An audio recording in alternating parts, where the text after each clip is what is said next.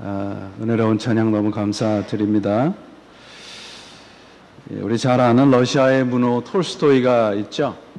톨스토이가 쓴 책이 여러 가지가 있는데 그 인생론이라는 아주 작은 책이 있습니다. 여기에 보면 우리 사람의 인생에 대해서 아주 잘 이 묘사를 해놓은 그런 구절이 있습니다. 어떤 사람이 길을 걷다가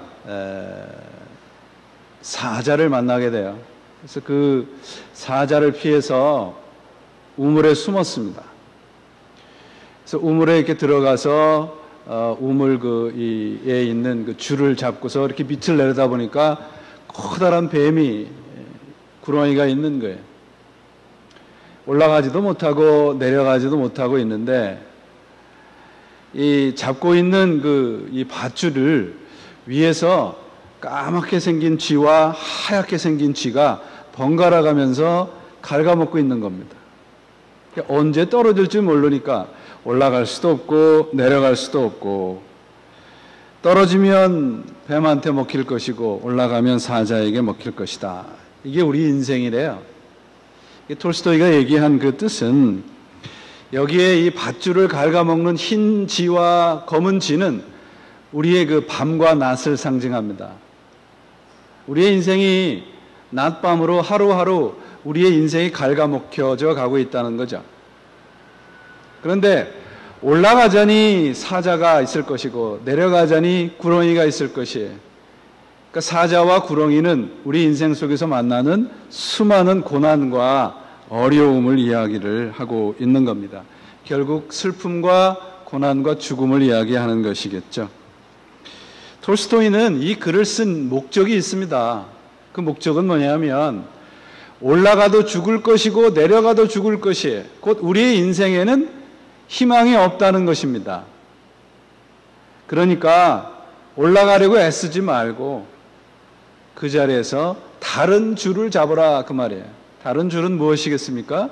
예수 그리스도입니다. 예수를 잡아야 살 수 있다는 것이죠. 예수님을, 그래서 이 톨스토이 자신은 예수 그리스도를 인생의 목적으로 잡고 살아가기 위해서 평생 참으로 많은 애를 쓰고 살았던 작가이기도 하죠. 오늘 본문을 보시면 이 본문이 굉장히 익숙한 것을 여러분들이 발견하실 수 있을 텐데, 그것은 1장에도 이 비슷한 구절이 나오기 때문에 그렇습니다. 1장 1절에 보면 야고보가 이 각처에 흩어져 있는 12지파에다가 편지를 쓴다고 야고보서가 시작을 하고 있습니다. 이 흩어져 있는 백성들, 이들은 바로 고난과 시련 가운데 있는 백성들입니다. 그러니까 이들이 왜 흩어져야 했고 왜 고난을 받아야 했는가? 그건 예수 그리스도를 믿기 때문이라는 것입니다. 예수를 구세주로 믿는다는 이유 때문에 고난을 받고 어려움을 당한다는 것이죠. 그런데 이런 고난 속에 있는, 흩어져 있는 신자들에게 두 가지의 신앙의 패턴을 발견할 수 있게 됐다는 것이 야고보의 말이에요. 하나는 무엇인가? 물질 만능주의적인 세속주의의 신앙이고, 다른 하나는 예수 그리스도의 재림을 기다리는 종말 신앙을 가진 사람들입니다. 현세적인 신앙과 영혼을 갈망하는 재림 신앙으로 사람들이 나누어져 있었다는 것이죠. 지난 주일날 현세적인 신앙을 가진 사람들을 살펴보았습니다. 그들은 세상의 마지막 날에도 재물을 쌓았던 사람들이라고 말하고 있습니다. 이들을 부자라고 이야기했고, 이들의 소망은 재물입니다. 이들은 이 재물을 위해서 남을 착취를 했고, 가난한 사람들을 더욱더 다그쳐서 자신의 배들을 불리게 만들었던 사람들입니다. 그런데 그들이 그렇게 목숨처럼 만들어 놓았던 그 재물은 녹이 슬고 썩어지고 결국은 아무 소용이 없어서 그것 때문에 하나님의 심판을 받게 된다는 것을 말씀을 하고 있었습니다. 여러분, 우리 얼마 있으면 9.11 테러 사건이 난 지 몇 년이 되는 때입니까? 몇 년 전에 났죠? 10년이요? 11년이요? 네, 벌써 그렇게 시간이 흘렀습니다. 그 사건이 있고 난 직후에 한 12시간 정도 지났을 때에 이 먼지, 정말 이 건물이 쓰러져서 먼지가 풍성한 이 월드 트레이드 센터를 배경으로 해서 어떤 기자가 그 한 묶음의 서류를 들고 있는 장면을 찍은 사진이 있습니다. 근데 그 서류들이 무엇이었는가 하면, 하나는 어느 회사의 재무 보고서였고, 또 하나는 어떤 회사의 사업 계획서였고, 다른 하나는 어떤 사람의 은퇴 계획서였습니다. 불과 몇 시간 전만 해도 사업을 위해서, 은퇴한 후의 계획을 위해서 많은 사람들이 계획을 세웠고 거기에 많은 노력을 했습니다. 그런데 생명이 끊어지는 순간 그들이 계획했던 것은 아무런 가치가 없어졌다는 것이죠.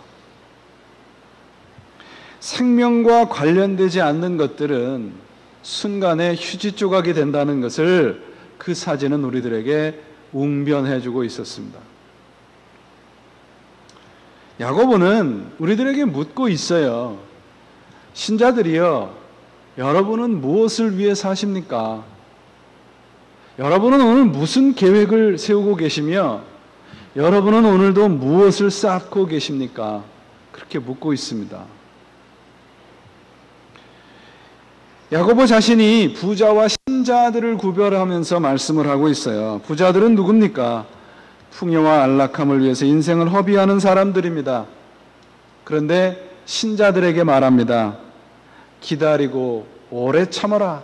그리고 소망을 거두지 마라. 오늘 7절이 그렇게 시작하고 있지 않습니까? 바로 이것이 본문이 우리들에게 가르치고 있는 핵심되는 내용입니다. 기다리라, 인내하라는 거예요.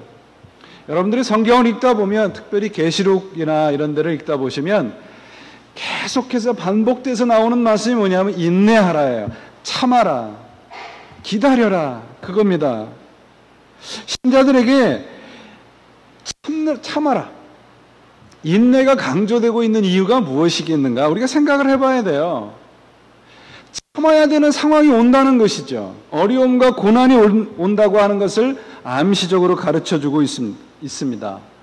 만약에 우리가 예수를 믿은 다음에 모든 것이 형통하고 모든 것이 내 뜻대로 잘 된다 그러면 왜 성경이 참으라고 이야기를 하겠습니까?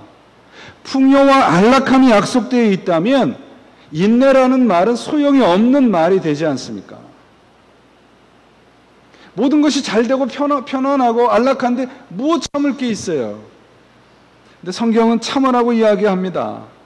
이 말은 우리의 신앙생활은, 예수를 믿는다는 것은 결코 형통과 안락함이 그 목적이 아니라는 것을 분명히 성경이 우리들에게 선포해주고 있는 것이죠. 참고 기다려야 한다는 말씀 속에는 소망 속에서 우리가 걸어가야 되는 그 길이 결코 쉽지 않다는 것을 말씀해주고 있습니다. 많은 좌절이 있을 것이고 고통이 있을 것이고 상처가 따를 것입니다. 여러분, 우리가 신앙생활에 여러 가지를 해야 되지만 신앙생활의 열심을 여러분들이 잃어버리시면 안 돼요. 근데 열심이라는 말은 광적이 되라는 말씀이 아니고요. 그 열심에는 반드시 인내가 따라야 됩니다.